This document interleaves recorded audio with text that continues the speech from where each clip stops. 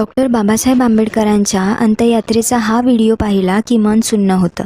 पण हा व्हिडिओ तुमच्या आमच्यापर्यंत पोहोचवण्यासाठी एका व्यक्तीने अक्षरशः आपलं राहतं घर गमावले. त्यांचं नाव आहे नामदेवराव भटकर. कोल्हापुरातल्या मसूद मालेगावात नामदेवराव भटकरांचा जन्म झाला. डॉक्टर बाबासाहेब आंबेडकरांच्या दुःखद निधनाची बातमी जेव्हा त्यांना कळाली त्यावेळी ते मुंबईतच होते.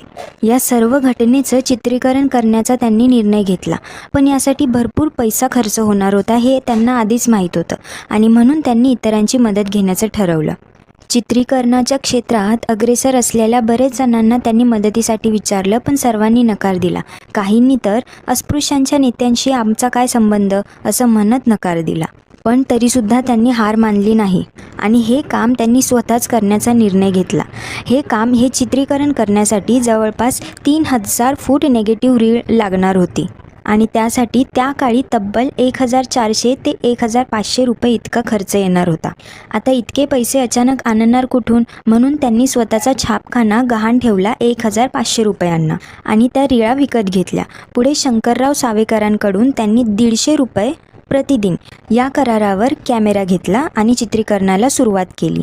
डॉक्टर बाबासाहेब आंबेडकरांचं पार्थिव ज्या ट्रकवर ठेवण्यात आलेलं त्याच ट्रकवर त्यांनी कशीबशी जागा मिळवली आणि आपला कॅमेरा तिथेच ॲडजस्ट करून पहिला शॉट दादरमधल्या खोदादात सर्कलमध्ये घेतला.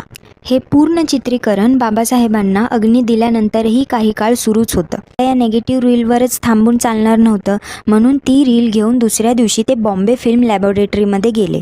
तिथे गेल्यानंतर त्यांना कळालं की ही पॉझिटिव्ह करण्यासाठी आणखी 2500 ते 3000 रुपये इतका खर्च येणार होता. आता इतकं सगळं केल्यानंतर काम अर्धवट सोडून चालणार नाही, म्हणून चक्क त्यांनी स्वतःचं राहतं घर सावकाराकडे गहाण ठेवलं आणि 3000 रुपये मिळवले. इतकं सगळं झाल्यानंतर आज जो व्हिडिओ आपण पाहतोय तो त्यांच्यामुळे.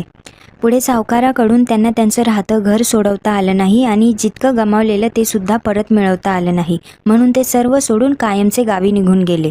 पण बाबासाहेबांची अंत्ययात्रा कॅमेऱ्यात टिपता आली याचं समाधान त्यांना कायमच होतं. कसल्याही परतीची अपेक्षा न करता निस्वार्थीपणे काम करणाऱ्या नामदेवराव भटकरांना सर्वसामान्य जनता कायमच लक्षात ठेवेल आणि ऋणी राहील.